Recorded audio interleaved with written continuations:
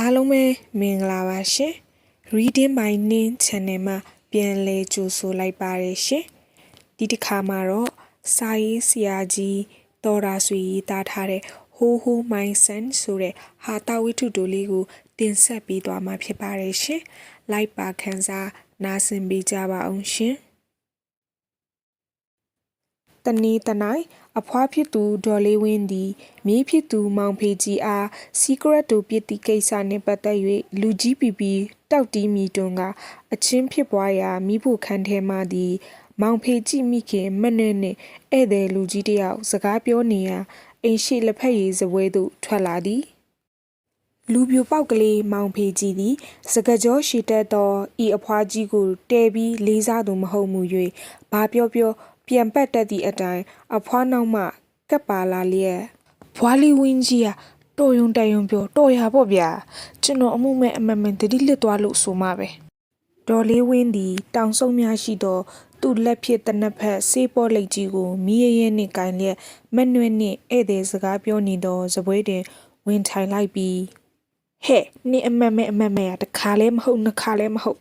အစိုးရတော်တိုင်နင်ပုံမှ366နဲ့ထောင်ကြမယ်သိရလား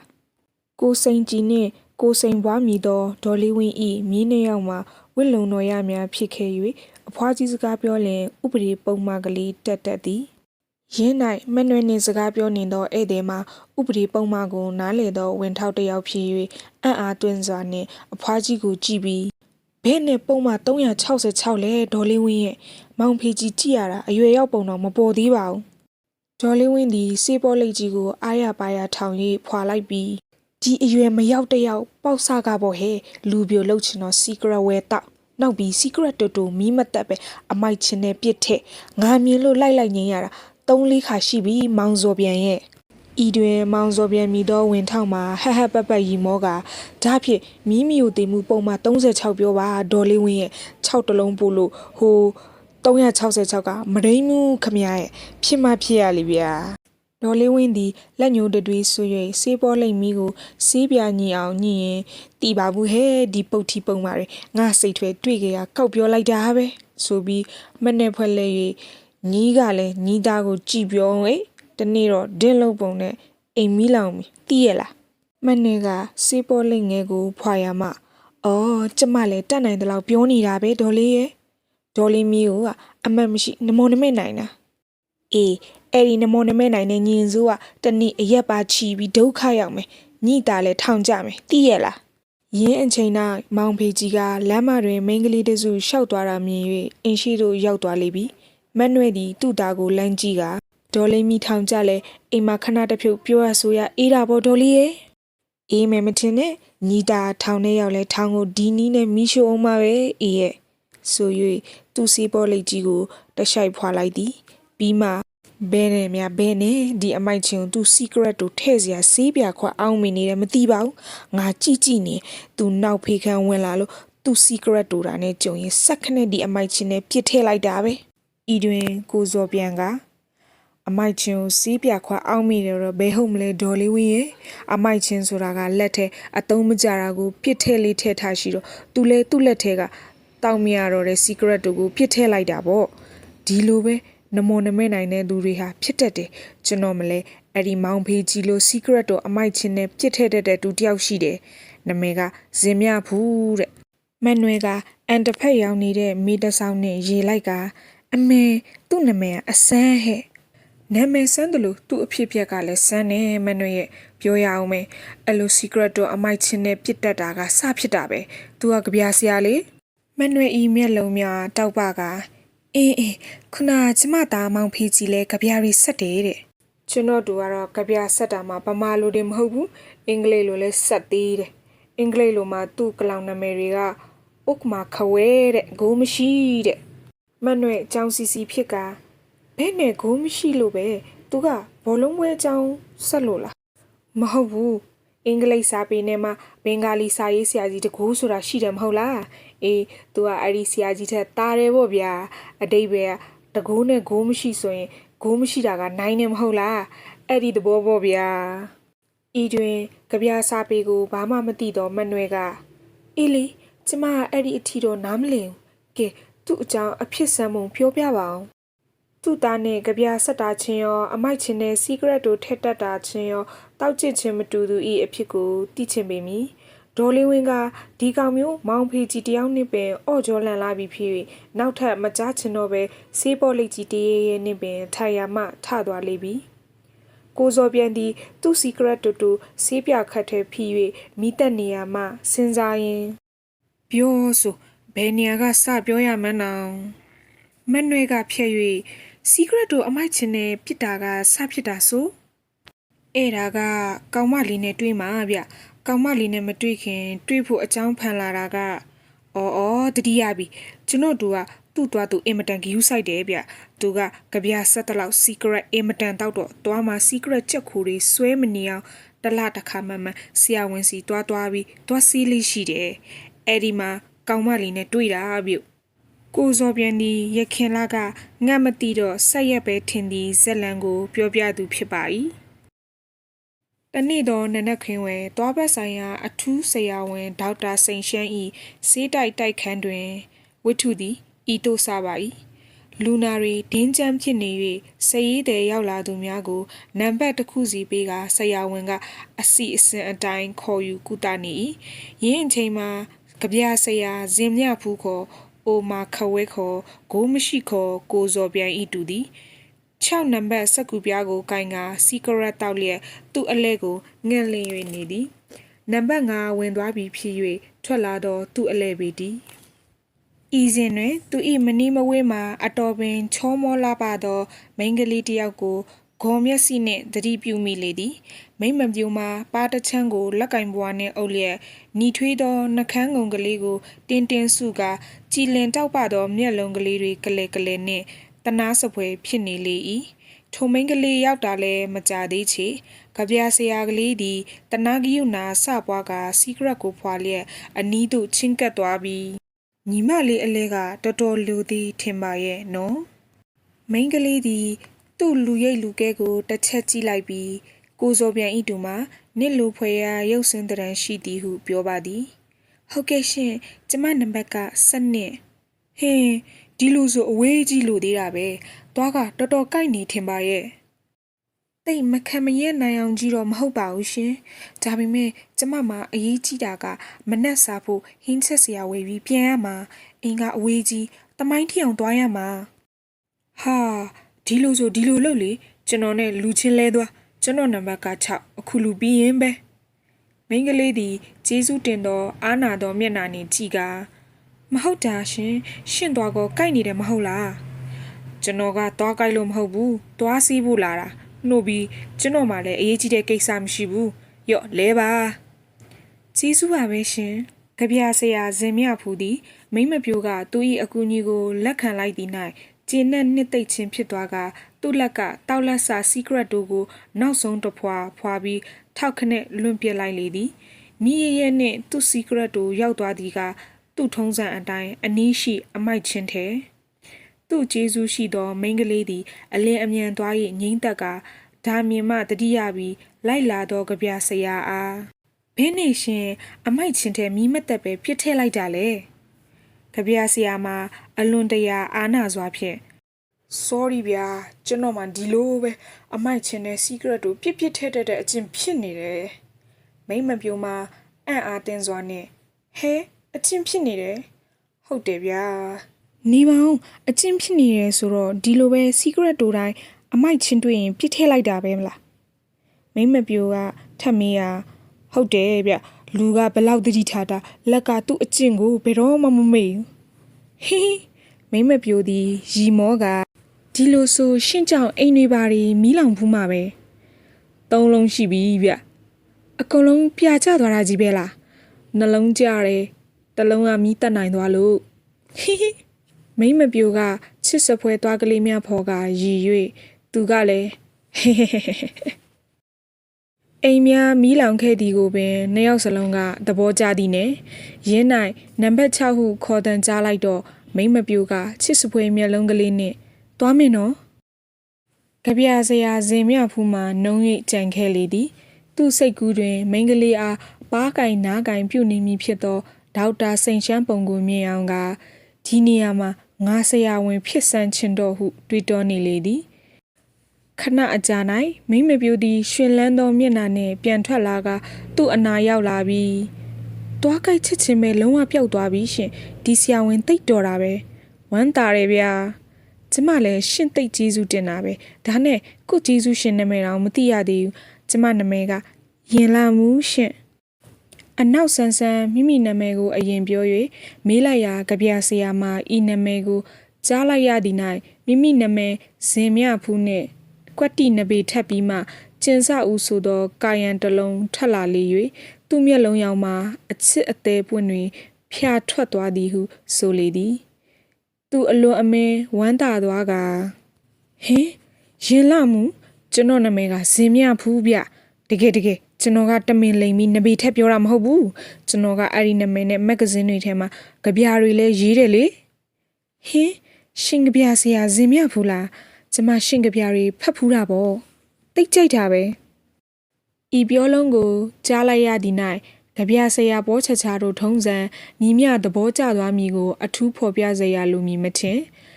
လူပင်မျက်နာမည်တို့ထားရမည်မသိဖြစ်သွားလျက်ပါဇက်ကထွက်မိထွက်ရာတကယ်လားဗျာမြောက်ပြောတာထင်ပါရဲ့မဟုတ်ပါဘူးရှင်တကယ်ပြောတာပါဇင်မြဘူးဆိုတဲ့ရှင့်နာမည်ကလေးကလည်းတိတ်ကြပြဆန်းတာပဲရင်လာမှုဆိုတဲ့နာမည်ကောဗျာတာပြီးတော့အိုးကျမနာမည်မူရင်းကရင်လာတင်ပါဒယ်ဒီနာမည်ဥပမှုကအဖျားတစ်လုံးယူလို့ရင်လာမှုဖြစ်ရတာပါဘယ်လိုကြောင့်ဖြစ်လေလူနဲ့နာမည်နဲ့လိုက်တာပဲအရင်အလားမှဖြစ်အခေါင်းမူပါပဲမိမပြိုသည်နှခမ်းကလေးစုတယောက်နဲ့ကြာမျက်လုံးကလေးထိုးကအိုးရှင်မကျမကိုတမင်မြောက်နေတာပဲမြောက်တာမဟုတ်ပါဘူးဗျာဖျားဆူရပါစေရဲ့မိုးချိုးပြရပါစေရဲ့မြေမြူရပါစေရဲ့ကာလနာတိုက်ရပါစေရဲ့ဒီလောက်ချိန်မနေပါနဲ့ယုံပါပြီရှင်ကဲသွားလိုက်ပါဦးမယ်ခွင့်ပြုပါဟမ်မူကြော့ရှင်6ပြစ်ကင်းသောကြပြဆရာတာ၏အဆိုအတိုင်းမိန်းကလေးဤပုံတရံသည်သူဤမျက်မှောက်မှပျောက်ကွယ်သွားသောအခါ၌သူ့မှာကြီးစွာသောနောင်တတရားကိုရလေ၏တဲ့အဘဲကြောင့်ဆိုသောမိန်းကလေးကသူ့ဟာသူပြောပြ၍နမဲတိလိုက်ရပါလျက်နေရက်ကိုမမေးလိုက်မိတော့ခွေးကြိုက်ခံရတာထနာသေးတပါကဲဘဲစီဘဲမှာရှားပုံတော်ဖွင့်မိနီကြပြဆရာပီပီကြပြများတီကအက်ဒီတာကိုချော့တဲ့၍အထက်ခံရတော့မပါရင်လမှုတဲ့ကျင်စာဦးပြိုဟိုတနေ့ကသွားဆိုင်မှာတွေ့ခဲ့သည်မေ့နိုင်ပါဘူးအထူးယူမတက်ချစ်တလစ်လစ်နဲ့ဇင်းမြစ်ထားနေမတိလေတော့မချိပေးပေါ့မချိပေးလေအဝေးမချိပေးရိခွေနွမ်းပြက်လွမ်းဆွဆွေးမြင့်ချွေ၍ပဲ့ကအမွာမွာကျွဲဖွဲစကွဲတို့မလွဲမှန်စွာငှခန္ဓာသည်မြန်မကြလင်အမုတ်ဖြစ်အံ့သောငေါ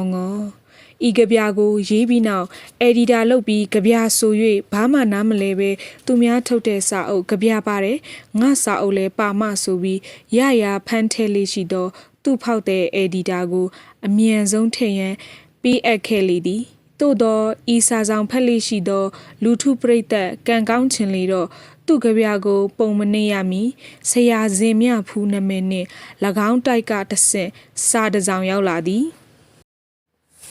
18ရက်မတ်လ1955မူထူလူဂေဟာဘူဒါနှင့်မနီတနီတမိုင်တူမောင်အန်တီကိုတူမောင်တိအောင်မီမဟုတ်သေး၍အန်တီကိုအန်တီမိတ်ဆက်ကစာရေးလိုက်ရသည်အန်တီမှာဟိုနေ့ကသွားဆိုင်တွင်တူမောင်နှင့်တိကျွမ်းခဲ့သောရင်လမှုဤမိခင်ဒေါ်စာရင်ဖြစ်ပါသည်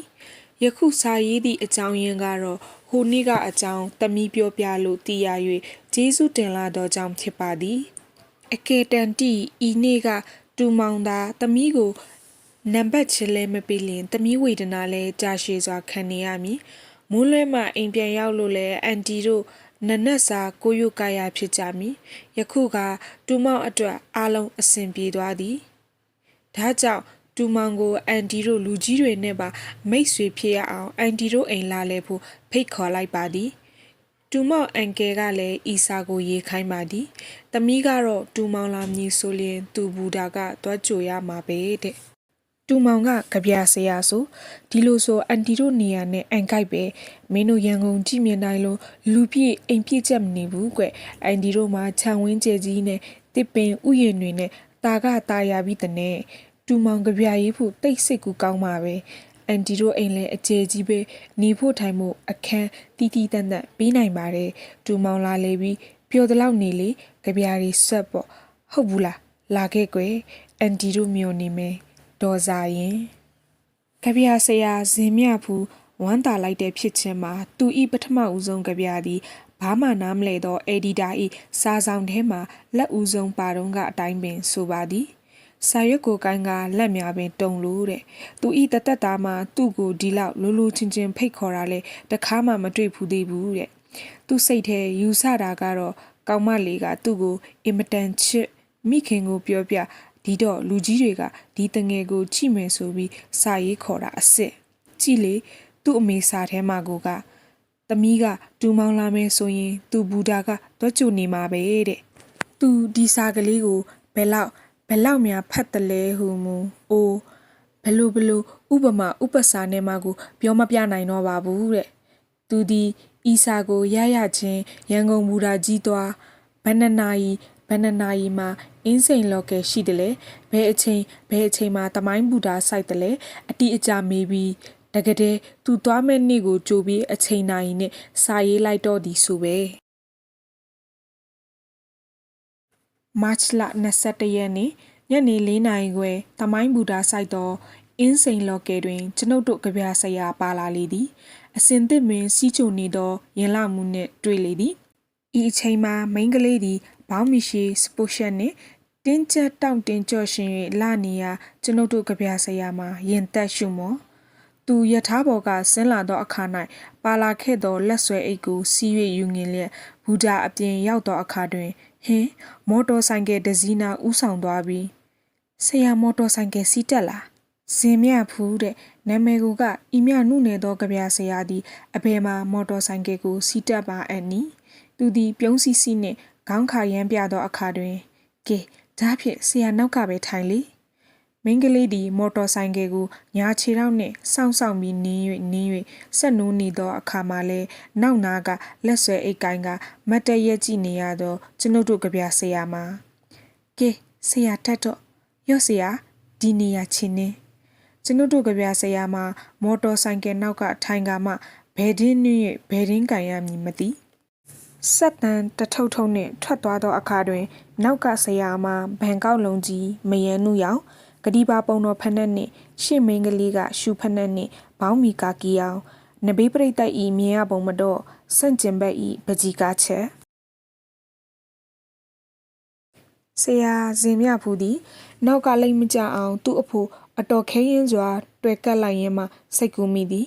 ရင်လမှုသည်မော်တော်ဆိုင်ကယ်ကိုပိုင်ဝယ်၍စီးလေသလောသို့မဟုတ်ညီသူဤဆိုင်ကယ်နီ၎င်းမည်သူကအရေးကြီး၏ထို့ကြောင့်နောက်ကချောင်းတစ်ချက်ဟန့်လိုက်ပြီးဒီမှာမက်ရင်လာမှုကဒီလိုပဲမော်တော်ဆိုင်ကယ်စီးနေကြလားဟုတ်တယ်ဆရာဒါကိုပိုင်ဆိုင်ကယ်လားမဟုတ်ပါဘူးဆရာကျမတို့အိမ်ကကိုကျော်ဝင်းဆိုင်ကယ်ပါကျမတို့အိမ်ကကိုကျော်ဝင်းသူ့စိတ်ထဲမှာရေရွတ်လိုက်သည်ခိတ္တမြအကြတရုတ်ကုံစုံဆိုင်ကြီးတစ်ခုရှိရောက်သည့်၌မိန်းကလေးသည်မော်တော်ဆိုင်ကယ်အရှိန်တက်၍ရက်လိုက်ပြီးခဏဆရာကိုထူးကျဲကမန္တလေးနဂါစီးပေါ်လိမ်မာလိုက်လို့နှုတ်ပြီးကိုစံထွန်းအောင်ကိုချူဝင်းကန်းနဲ့ကိုအုံးမောင်ကိုဂလတ်ဇူဆရာဇင်မြဖူးတော်တော်အုံနောက်ချောက်သွားသည်နေပါဦးသူတို့ကကလေးတွေလားချူဝင်းကန်းတို့ဂလတ်ဇူတို့မာရအောင်မဟုတ်ပါဘူးဆရာကိုစံထွန်းအောင်ကဘောက်ကဆင်သမားလေးကြားပငိမ့်နောက်ကောက်ချဖို့လိကျင့်နေတာကိုအုံးမောင်ကဝိမသမားတက်ချက်ကြီးထွန်းမောင်ဆန်ချိန်ချုံးမလို့တဲ့အမီနိုနဲ့မချတဲ့ဂလက်ဆိုဖိတောက်ပြီးကျင့်နေတာသူတို့ကလည်းမက်ရင်လာမှုတော့အိမ်နေကြတာပဲလားဟုတ်တယ်ဆရာဒါဖြင့်မက်ရင်လာမှုတော့အိမ်ကလူအတော်များမှာပဲသူတို့ကကြီး4ယောက်မကဘူးဆရာနောက်3ယောက်ရှိသေးတယ်ကိုလာအောင်ရဲ့ဘိုနေဝင်းရဲ့ကိုကျင်ဆွေရဲ့သူတို့ကရောဘာလုပ်ကြတယ်လဲကိုလာအောင်ကအပြေးခုံသမားလေဟိုက်ဂျန်9ပေကျော်ခုံနိုင်တယ်လောင်းကျန်ဆိုရင်ပေ20ကျော်တယ်အခုဆိုရင်သူအိုလံပစ်မှာမာရသွန် ကြီးပြိုင်ပွဲဝင်ဖို့ကြင့်နေတယ်။နှုတ်ပြီးဘူနေဝင်းကတော့စစ်တပ်ကကပတိန်ပဲ။သူကတော့တောင်းကျမ်းသူတိုက်ဖို့ကောင်းမွန်ထက်တနက်ပစ်ကောင်းအောင်ကြင့်နေတယ်။ကိုကျင်စီကတော့ရုပ်ရှင်မင်းသားဝင်းမင်းတန်းနဲ့တွေ့ပြီး The Barman in the Wall ဆိုတဲ့ဇာတ်ကားကိုရိုက်ဖို့ MGM ကုမ္ပဏီနဲ့စာချုပ်ထားလို့အခုမြင်းစည်းထားခုတ်လေ့ကျင့်နေရတယ်။ဆရာစင်မြတ်ဘူးမှာကြားရနားဝမတက်တာလားပဲရင်သက်ရှုမောကဟင်းသူတို့ကစပို့မင်းနေကြီးပါလား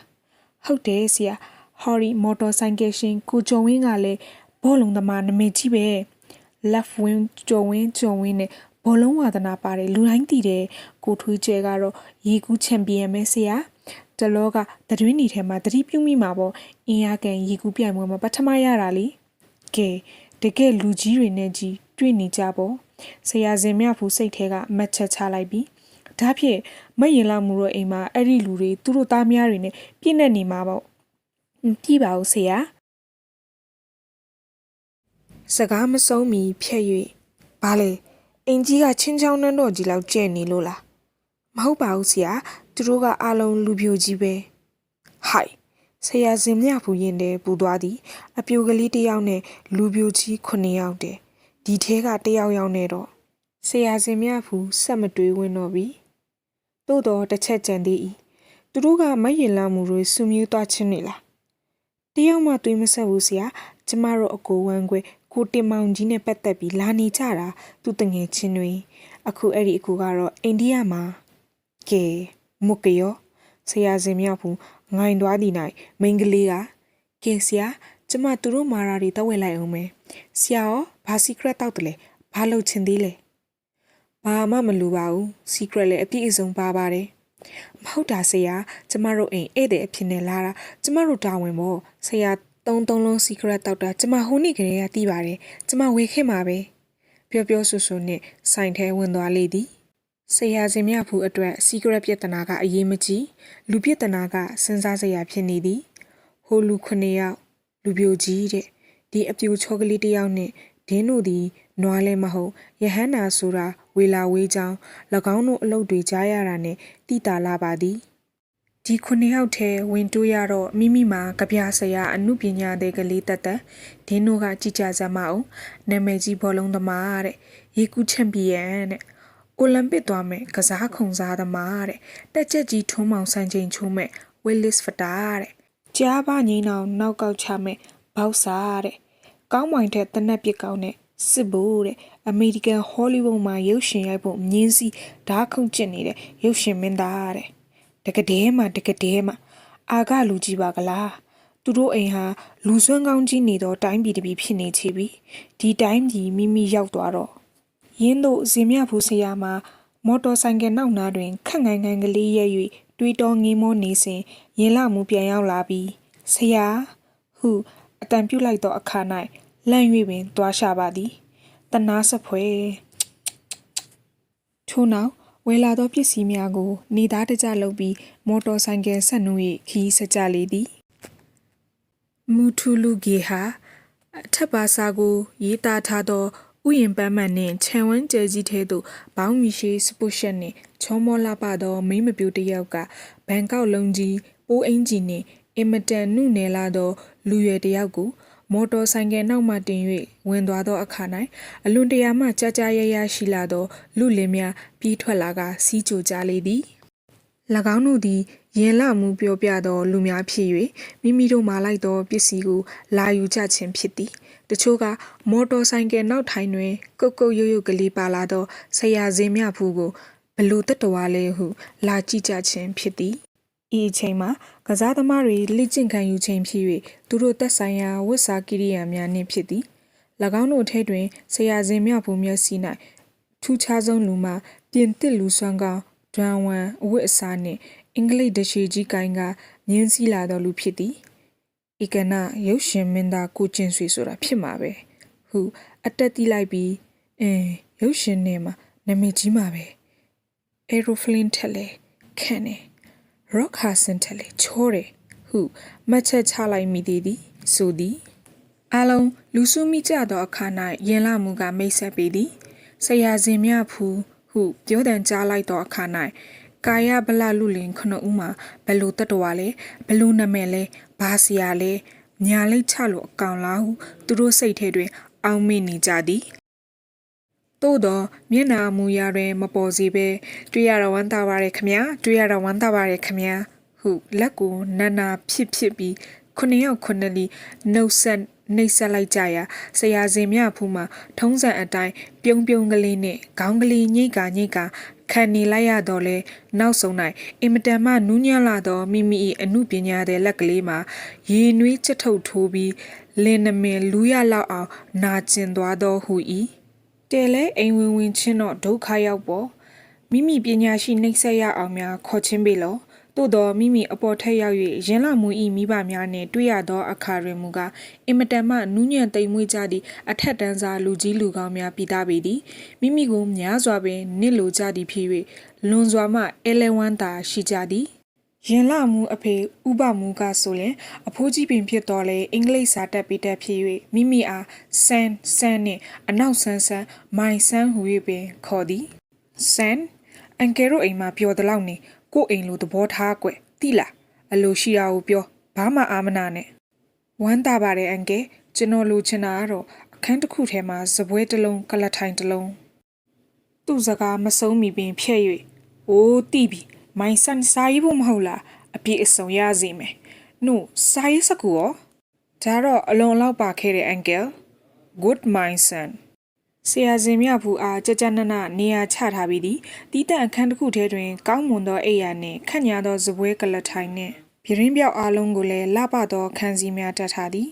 မူထူလူဂေဟာကြီးမှာရှေးအင်္ဂလိပ်ခေတ်ကလေးကတစ်ပေါ်ပေါ်ငွေပေါ်ပေါ်နှင့်အားရပါရကြီးစောက်ထားသောပြင်ကာပြင်ခင်းပြင်ကျွတ်မူနှစ်ထပ်အင်ကြီးဖြစ်သည်အောက်ထပ်မှာကာယမောင်9ကောင်တို့ချောင်ချိစွာနေကြ၍အပေါ်ထက်တွင်ရင်းလာမှုတို့မိသားစုသာဖြစ်သည်ထိုညအိယာဝင်ကြ၍ဆရာစင်မြဖူးသည်မွေရပေါ်ပက်လက်လန်းကနဖူးပေါ်လက်တင်လက်မိမိအခြေအနေအစဉ်ပြေလာပုံကိုစဉ်းစားနေစဉ်အခန်းထဲသို့အဖိုးကြီးဝင်လာပြီး Hello my son ဟော်ရီမှာညကပြရင်တောက်ဖို့စီကရနဲ့မိချစ်ဟော်ရာကမတုံးတော့တဲ့စကူထဲဖို့အမိုက်ချင်း Good night my son ထိုညတငယ်အိတ်စိတ်လူချေတိတ်၍ဆရာစင်မြဖူးထ၍ကြပြရေးလေသည်အချစ်ကြပြလထိတ်တင်ရင်လမူးကိုလဟာလနှလုံးပါနေသည်မနှိပ်ချောထိတ်တင်ရင်လမူးရဲ့ကတကြောင်တိုင်လိုက်ပြီးနဘေရှာသည်ချောထိတ်တင်ဇောစိတ်ဘဝင်မောအိတ်ချင်းကောလိတ်ချင်းတောစိတ်ဖင်ဟာဒမ်ဖူရေရွတ်ပြီးဤတကြောင်ကိုတော့ဖျက်ပြက်လိုက်သည်ထို့နောက်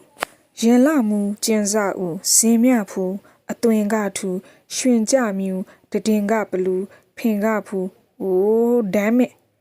ဤနှစ်ဖက်သောနဗီများကိုရှာပြီးမှဟိုဖက်ဒီဖက်စီလျော်ရာကိုဆွဲဆက်ယူလိုက်သည်ချောထိတ်တင်ရင်လမူရဲ့ကပြောစိတ်ဘဝင်ရွှင်ကြမြူအောင်အသွင်ကထူပါပြီးခင်ရူပန်ဤတစ်ပိုက်ကိုအသက်တင်ယူလိုက်ပြီးနောက်ပထမအကျန်းဆက်သောစက်ကူများကိုစုပ်ချေပြီးအမိုက်ချင်းနဲ့ပြစ်ထည့်လိုက်သည် secret ကိုအားရပါရဖွားကနောက်တချို့အတွက်စဉ်းစားလိုက်သည်တကယ်လာပါပြီအပေကြစီတော့ခေမဦးအိုးမဟုတ်သေးပါဘူးတကယ်လာပါပြီဘေဘဝရဲကပရကန်ဆောင်လို့ညံအောင်မှာစံခေါင်ညာဒေဝီလဲဖြစ်တဲ့ရဲ့ဗမာပြည်နေမရှိလို့ပေါ့နော်ဒေဝီလဲဖြစ်တဲ့ရဲ့ဒေဝီဖြစ်ရွှေလဲစစ်ဖေအတီချစ်ရေးကြီးနဲ့အိုးဘာဆိုင်လို့တော့စံခေါင်ညာဒေဝီလဲဖြစ်တဲ့ရဲ့ဖေအတီချစ်တာကိုထုတ်ဖော်လို့ပြောမယ်လို့နမရေဇောကကြွေဟိုက်ပထမတော့ဘိုက်အခန်းကခင်ရူပန်နဲ့ရူပါရုပ်တင်တာဖြစ်နေပါလားဒါကြောင့်ပထမအပိုက်ဒုတိယအပိုက်အအုပ်အခန်းကြီးကအချောကူလိုက်သည်တစ်ချောထိတ်တင်ရင်လမူရဲ့ကပြောစိတ်ဘဝင်ရွှင်ကြမြူအောင်ပါအသွင်ကထူပါပြီးခင်ရူပန်နှစ်တကယ်လာပါပြီဘေဘဝရဲ့ကပရကန်ဆောင်လို့မြန်ပေါင်းမှာစံခေါင်ညာဒေဝီလဲဖြစ်တဲ့သူရဲ့ဖေးအတီချစ်တာကိုထုတ်ဖော်ပြောမယ်လို့ချောနမရဲ့ဇောကကြွေဖြာဤနည်းဖြင့်ဤမြကောင်းသောလေးချိုးကိုဆက်၍ဆက်လိုက်ရာပြီးသောအခါတွင်အချိန်မှာတကောင်တိုင်ပြီးစီကရက်တန်ဘူးလဲတဝက်ကုန်ပြီအမိုက်ချင်းလဲသူစုပ်ဖြစ်သောစက်ကူတွေနှင့်ပြေးလေပြီထိုအခါ၌သူ သူသည်အညောင်းဖြီလင်းငင်းခံရန်လာသားဆောင်သို့ထွက်ခဲ့၏နွေဥတုကောင်းကင်မှာကြယ်ရောင်များနှင့်တာယာနေသည် Oh summer sky star shine her lips smile wine wine love dove a dove club tut ဆရာဇင်မြဖူးမှာအစကကိုဇော်ပြန်ပြောခဲ့သည့်အတိုင်းမြန်မာကဗျာသာမဟုတ်အင်္ဂလိပ်လိုလဲအိုမာခဝဲတကူကိုမရှိနမယ်တို့နှင့်ဆက်သူဖြစ်ရာကတာယာသောຫນွေဥတုကောင်းကင်ပြင်ကိုကြည့်ရင်အထက်ပါအင်္ဂလိပ်စာလုံးကာယံတွေရလာပြီးနောက်ရုတ်တရက်စိတ်ကူးညံရှင်ကအင်္ဂလိပ်ကဗျာတစ်ပုဒ်ကိုနှုတ်မှရေရွတ်မိလေသည် Oh lip that smile Oh eye that shine like summer sky or start above your beauty madness me like wine Oh empty bumpty dumpty love သူ့ကဗျာသူတော်ကြီးဂျင်းနက်ကမတ်မီတုံကဗျာကရရေးလိုက်အံ့ဟုစာရေးစပွဲသို့ပြန်ရန်အမြန်လှည့်လိုက်သည်၌မီအမိုက်ချင်းထဲမှသူ့စက်ကူစုပ်နှင့်သူ့စီကရက်တို့ကစတော်မီသည်အခန်းစည်းသို့ကူးကတကားပေါက်ဝတွင်တဟုန်ဟုန်တောက်နေလေပြီအင်မတန်အေးစစ်နှင့်တွေးတော်နေတတ်သောကဗျာဆရာမှာရုတ်တရက်ခေါင်းနှပန်းကြီးကလာသားဆောင်ပြင်ပထွက်ပြီးမီဟုခုံ၍အော်လေသည်သူ3-4ခုအော်သည်၌အောက်ထက်ရှိပြရင်းပေါက်တစ်ခုမှခေါင်းတစ်လုံးထွက်လာကအိတ်ချင်မှုတူအတန်နှင့်ဘာလဲကပ်တိန်ပူနေဝင်းဖြစ်သည်မီနောက်ပြရင်းပေါက်တစ်ခုမှခေါင်းတစ်လုံးထွက်လာပြန်ကမီးဘာလို့ဖို့လဲရေကူးချန်ပီယံကိုထေးကျွဲဖြစ်သည်တပ်ဖို့နောက်ပရင်းပေါက်တစ်ခုမှခေါင်းတစ်လုံးထွက်လာပြန်ကဘာတောက်ဖို့ဆေးလိတ်တောက်ဖို့လိုချင်လို့လားဝေးလစ်ဖတာကိုအုံးမောင်ဖြစ်သည်မဟုတ်ဘူးမီနောက်ပရင်းပေါက်တစ်ခုမှခေါင်းတစ်လုံးပြူထွက်လာကဘာမီးလဲဘောလုံးသမားကိုကျော်ဝင်းဖြစ်သည်လောင်နေမီနောက်ပရင်းပေါက်တစ်ခုမှလူကောင်းထက်ကြီးသောခေါင်းကြီးတစ်လုံးထွက်လာပြန်ကဘာလောင်နဲ့မီးလဲကိုစံထွန်းအောင်အတန်အော်ကြီးနှင့်ဖြစ်သည်အိမ်လောင်နဲ့မီးဘဲအိမ်လောင်တာလဲဟောဒီအိမ်အပေါ်ထပ်မှာဟာ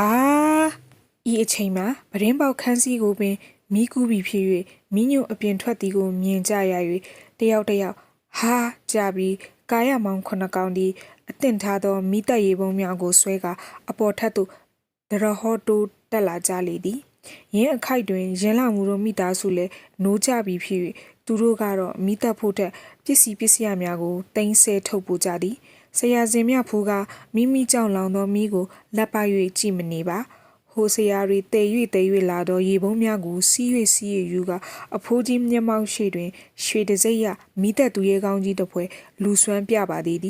သို့သောသူကဲ့သို့နှုတ်နေသောအမှုပညာသည်မိကဲ့သို့ပူသောအရာနာသို့မကတ်လိုရကသူ့ရည်သည်လိုရမရောက်ပဲသူ့ရှိကတက်ရပတ်သောကိုထွေးကျဲအိုးစီးခန့်ရှိသောခေါင်းကြီးကိုသာလောင်းမိတော့သည်ဤသို့3-4ပုံးများအလဟတ်သက်ဖြစ်သောအခါ၌ဝိလစ်ဖတာကိုအုံမောင်သည်တီးခန့်ခြင်းကမစွမ်းနိုင်တော့ပဲပြိုးဆရာမကူညီခြင်းနေပါမနှောက်ယှက်ပါနဲ့ဟုဆိုပြီးလေကုတ်ကိုဆွဲ၍ပြစ်လိုက်သည်ဖြင့်ကျွန်ုပ်တို့ဇက်လိုက်မှာအတာပြီးထိုင်ရပြီးတော့၏ရင်းတို့အဖိုးကြီးသည်မနစ်သက်သောအမူအရာနှင့်တစ်ချက်ကြည့်လိုက်သည်အဝေးရှိရေလမှုတို့တာအမိကလည်းမိကိုကြည့်သည်အဖြစ်တော့စိုးဖို့အိမ်လုံးလောင်ရင်တော့ဒုက္ခပဲငါကြောင့်သို့သောအပျော်တမ်းမိသက်လေးကျင့်ခန်းကိုယူခဲ့ကြသောကာယမောင်ခုနှစ်ကောင်၏စွမ်းဆောင်ချက်ဖြင့်10မိနစ်အတွင်းမှာပင်နိုင်နှင်းလိုက်ကဤနေရာတွင်ခေါင်းဆောင်ဖြစ်သူဘိုးနေဝင်းကဟိုတော်ပြီရဲဘော်တို့မင်းငိမ့်သွားပြီအားလုံးရက်နာကြကဒါဘသူခန်းလဲဘာကြောင့်လောင်တာလဲတယောက်တစ်ပေါက်စီမေးကြရာကျွန်ုပ်တို့ဇက်လိုက်သည်မန်ယာကိုဝင်ခံရဲသူပြီးကိုအုံမောင်လွင့်ပြစ်ထား၍ဂျောင်ကုတ်နေရမှထွက်ကကျွန်တော်အခန်းကာယမောင်ခုနှစ်ကောင်သည်ဝိုင်းအောင်ကြည့်ကဘာခမရအခန်းဆရာအခန်းဘာကြောင့်လောင်တာလဲဘာကစလောင်တာလဲဆရာစင်မြောက်ဘူးမှာသူတို့အလဲ၌တယောက်တည်းရောင်းလဲဖြစ်ကအမိုက်ချင်းကစလောင်တာဘဲကအမိုက်ချင်းလဲအမိုက်ချင်းတွေဘာရှိလို့လဲဘဲကမီးပွားကြတာလဲကျွန်တော် secret တို့ကခမရကပြစ်ချလိုက်တာလားမီးမတက်ပဲနဲ့လားလောင်းချင်းမသိဘူးလားခမရကဘာလုပ်နေလို့လဲဆရာစင်မြတ်ဖူးမှာသူတို့3-4ခုမေးမှတခွန်းဖြေနိုင်က ကျွန်တော်ကကြပြဆက်နေတာ။အော်ခမရကကြပြဆက်နေတယ်။အော်ကြပြဆရာကိုဟေ့စံထုံးအောင်ရကြပြဆရာပါတဲ့ကွာမင်းပြောတဲ့ဆရာမဟုတ်သေးပါဘူး။ဒါဖြစ်တော်သေးတာပေါ့ကွာဟာဟာဟာဟေးဟေးဟေးဟဲဟဲဟဲဟိုဟိုဟိုဟိုဟူဟူဟူဟူမေးလို့ဆန်းလို့အားရကြတဲ့ဖြစ်တယောက်တစ်ပေါက်စီအမျိုးမျိုးရေကြကသူတို့ရေပုံးနေဆွဲအောက်ထပ်သို့ပြန်ဆင်းသွားကြလေသည်ဤမှဆရာစင်မြပူသည်အိမ်ရှင်ကိုတောင်းပန်ရန်တတိယကအဖိုးကြီးနာချင်းကဲ့၍ဒီလိုမတော်တဆဖြစ်ရတာအများကြီးဝမ်းနေပါတယ်အန်ကယ်ဟုဆိုပြီးကျွန်တော်မနေ့ပြန်မနေ့အစောဆုံးရထားနဲ့ပြန်มาတော့မယ်ဟုတခါတည်းနှုတ်ဆက်ခဲ့ကမိမိခန္ဓာသို့ပြန်ဝင်ခဲ့လေသည်အဖိုးကြီးကမကြည်မသာမျက်နှာကြီးနှင့်ကြံခဲ့သည်ခက်ဝေးဝေးရှိရင်လာမှုတို့သားအမိကလည်းသူ့ကိုစိတ်မချမ်းမြေ့စွာငေးကြည့်နေကြသည်ဆရာစင်မြဖူးမှာအဟုတ်ပင်စိတ်မကောင်းချီအမှန်ပင်စိတ်မကောင်းချီတကယ်ပင်စိတ်မကောင်းချီညနေကအင်မတန်ကြည်ရွှင်လာသောမိသားတစုမှာယခုမတာမယာဖြစ်ကြရသည်မိမိကြောင့်အင်ကြီးတစ်လုံးမှာပြာကျမသွားသေးတော့လေဤအခန်းကအတော်ပင်ပျက်စီးသွားလေပြီတခန်းလုံးရီရီရှဲလျက်မိမိစာရေးစပွဲမှာလည်းစက်ကူတွေပြန့်ကျဲကကျမ်းမာကပ်၍ကွဲ၍ပြဲ၍နေကြလိမ့်ပြီအိယာကရေအပြည့်ကျွစီဖြစ်ကဝမ်းပဲသာလျင်နားနေနိုင်တော့မည်မိမိကထိုင်၍မြမဖြစ်တော့ထို့ကြောင့်အားလုံးအိမ်သားများသူ့အခန်းသို့ရောက်လောက်ပြီးထင်ရသောအခါ၌ဆရာစင်မြဖူးသည်အခန်းသို့ထွက်ခဲ့ရာဆိုဖာတစ်ခုပေါ်တွင်ပစိုးချုံ၍ကွေးလေသည်အိလို့တော့အဘဲများပျော်ရှာချိတ်မီနီရင်းတို့ကြောင်တက်တဲ့ဖြစ်နေစဉ်နိုင်ဝက်မြအကြာ၌အတွင်းဘက်စီမှမီးရောင်တစ်ခုပေါ်လာကလူတစုမိမိရှိရာသို့လာနေသည်ကိုမြင်ရသဖြင့်အိယာမှထပြီးဆိုဖာနောက်ကွယ်မှပုန်းနေလိုက်သည်ရှေ့ဆုံးကဖျောင်းနံကန်တော်သူမှဥပမှုဒုတိယဓာတ်ဘူးကင်သူမှဒေါ်စားရင်တတိယကလက်ထဲလက်ဖက်ရည်ပကံများနှင့်တမိတော်ရင်လာမှုသုံးဦးသောတားမိသားအပါတို့ထွက်လာကြခြင်းဖြစ်သည်ဧကန်ရောက်သောခါ၌အဖိုးကြီးကစပွဲပေါ်ဖျောင်းနိုင်စိုက်လိုက်သည်တမိကလက်ဖက်ရည်ပကံလုံးကိုသုံးဦးရှေ့မှချသည်အမေကြီးကဓာတ်ဘူးထဲကကော်ဖီများငှဲ့ထည့်သည်အဖိုးကြီးကပထမဦးဆုံးတစ်ကြိမ်တောက်လိုက်ပြီးဒါနဲ့ပြီးရရောအမေကြီးလည်းတစ်ကြိမ်တောက်လိုက်ပြီးဟိုတေချင်းစိုးကာလနာတွေကလူစွမ်းထက်လိုက်ကြတာရင်လာမှုသည်ကော်ဖီပကံကိုင်းကိုသူဤလှပသောလက်ကလေးများနှင့်ကိုင်းရင်သမီးတို့တော့ဒီစနပုတ်မှာဒီအိမ်ဒီအိမ်ဆုပ်ကြီးကရွှေ့ရတော့မယ်မဟုတ်ဘူးအဖိုးကြီးဟာ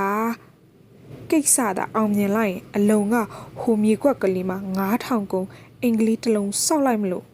အမေကြီးအလုံးမဆိုကျုပ်ဆွေမျိုးတွေနဲ့နီးနီးနားနားနေရတာပေါ့သမီးမြို့ထဲသွားချင်းရုပ်ရှင်ကြည့်ချင်းဆိုလဲအနီးလေးအဖိုးကြီးဒုတိယတစ်ကြိမ်တောက်လိုက်ပြီးအားလုံးအစီအမံနဲ့ဟန်ကြလာရဲ့တာနဲ့အမေကြီးဒီတငယ်တိတ်တော်တာပဲကျုပ်တို့မျောလွန့်ထားတာထက်တောင်ခရီးရောက်သေးတယ်သမီးသူ့နေရာကဆိုရင်အတက်နိုင်ဆုံးဖြစ်မြောက်တာပါပဲမမီရဲ့အဖိုးကြီးဟာသူ့ထက်ပဲသူတက်နိုင်တော့မလဲကွယ်မီးတက်တာတော့မှပဲရေကိုမီးစီမပို့ပဲသူ့ရှိကဟိုခေါင်းကြီးအကောင်ထေးကျွယ်ဆိုတဲ့တငယ်ကိုကြီးလောင်းနေတာပဲအမေကြီးဒါကိုဟိုကိုအုံးမောင်ဆိုတဲ့အတန်ကြောင်ဆာဆာနဲ့တရိတ်ဆန်ကောင်ကအဝေးတွန်းဖြစ်တာလေသမီးတနာစရာပါမမီရဲ့အဖိုးကြီးဒီကောင်နေရှိနေလို့ကိုခတ်တာအမေကြီးဒါရင်နင်ထုတ်ရမကောင်းဘူးလားအဖိုးကြီးဘယ်ဖြစ်မလဲဒီအိမ်ကဘာထူမရှိတော့သူ့သားတင်မောင်ကြီးနဲ့အမွေဆိုင်ဖြစ်နေတာပဲသမီးဟင်ဒီလိုဆိုမီးအာမခံငွေရတော့ကိုခွဲပြရအောင်မလားအမေကြီးဒါတော့ဘာဆိုင်လဲညီးဒယ်ဒီနာမည်နဲ့ထားပြီးညီးဒယ်ဒီကြီးမီးအာမခံငွေဆောင်ရတာပဲအဖိုးကြီးငါပင်စင်လာကကလေးထဲကဆောင်ခဲ့ရတာ9000ကျော်ပြီသမီးအာမခံငွေကဘယ်လောက်ထားတာလဲအဖိုးကြီး15000သမီးအမလီ15000ငွေပေးမဲ့သူအိမ်ပေါ်ရောက်ရက်သားနဲ့နော်အမေကြီးအေးဒါနဲ့ကိုဘမူနောက်ရက်တွေရှိသေးတာပဲတမျိုးကြံပါအောင်လားအဖိုးကြီးဒီတငယ်ကမနဲ့ပြန်တော့မတဲ့သူခမအားနာပြီးရှက်သွားတယ်ရင်းနိုင်ရင်လာမှုဤမျက်နာတိတိတတညိုးသွားရာအမေကြီးကရောအဖိုးကြီးကပါဟင်သမီးဘာဖြစ်လို့လဲရင်လာမှုသည်နှွဲလျကလေးအာယူကဒက်ဒီသမီးမမီ သမီးဖွင့်ပြောတော့မနော်တတွေးတစ်ချက်မျိုးလိုက်ကသမီးသူ့ကိုသွားဆိုင်မှတွေ့ကြတဲ့ကမြင်ချင်းချစ်မိခဲ့တယ်မမီရဲ့ရင်းနိုင်ကျွန်ုပ်တို့ဤဇက်လိုက်ကြပြဆရာအမှုပညာတဲ့ကလေးမှာအောင့်ဤတီးခန့်ချင်းကမစွမ်းနိုင်တော့ပဲဆိုဖာနောက်မှာဝစ်နေရကတခါတည်းခုန်ထပြီးအမလီရင်ရည်လှရည်မူးရည်မောင်ကလည်းယူမတက်ချစ်နေတာပါပဲကိုရဲ့ဟုအော်၍ပြေးသွားကရင်လှမှုအနီးသို့ရောက်သည်တွင်လူကြီးတွေမျက်နှာတစ်ခုစီကြည့်ပြီးအန်တီအန်ကယ်ကျွန်တော်တို့ချစ်ချင်းခွင့်ပြုပါတော့နော်ပြောဆိုနဲ့မိန်းကလေးလက်ဆွဲကင်လိုက်သည်တွင်သူမောင်ထဲမှရုတ်တရက်ထွက်ပေါ်လာခြင်းကိုအံ့အားသင့်နေသောအဖိုးကြီးမှယခုမှတတိယပြီးလက်တားကဟိုးမိုင်းဆန်နေစမ်းမအောင်မင်းတို့ချစ်ကိစ္စကစင်မြဖူးသည်တမင်လေပြန်ကလေးလက်ကြီးကကျွန်တော်တို့ချစ်ကိစ္စထက်အရေးကြီးတာဘာရှိသေးလို့လဲတဲ့ဒီ Yes my son ခုနတို့ပြောတာတွေအကုန်ကြားရမဟုတ်လားကြားတာပေါ့တဲ့ဒီဒါဖြင့်ဘယ်နဲ့သဘောရလဲဒီအိမ်မှာဓာတ်စီမရှိဘူးလားဓာတ်စီဟုဆို၍အဖိုးကြီးနဲ့အမေကြီးကတယောက်မျက်နှာတယောက်ကြည့်နေစဉ်ရင်လာမှုကအိုးရှိတာပေါ့ဦးကျော်ဝင်းဓာတ်စီရဲ့ပါပီကြီးနဲ့တဝက်ကြော်ကြီးစင်မြဖူးဘယ်နေရာမှာလဲအောက်ထပ်နှစ်ဆောင်ကြားကစတိုခန်းထဲမှာအဖိုးကြီးဒါဖြင့်သမီးလိုက်ပြလိုက်ပါကွယ်မင်းတို့ချင်းစကားပြောရင် Yes darling let's go ဟုဆိုကစင်မြဖူးနှင့်ရင်လာမှုသည်တယောက်လက်တယောက်ကိုင်း၍လေကားစီတွားကြသည်၌အဖိုးကြီးက Please wait take it ဟုဆို၍ပြစ်ပေးလိုက်သည်မှာဥတုသုံးပါခံသောနတ်သမီးတစ်စိနားဆင်အားပေးခဲ့သူတူတယောက်ချင်းစီတိုင်းကိုထူးကျေးဇူးတင်ပါတယ်ရှင်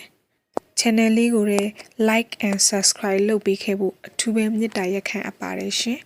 အားလုံးပဲစိတ်ဤချမ်းသာခြင်းကိုယ်ဤကျန်းမာခြင်းနဲ့အထူးပြည့်စုံကြပါစေရှင်မင်္ဂလာရှိသောနေ့ရက်လေးကိုလည်းပိုင်ဆိုင်ကြပါစေရှင်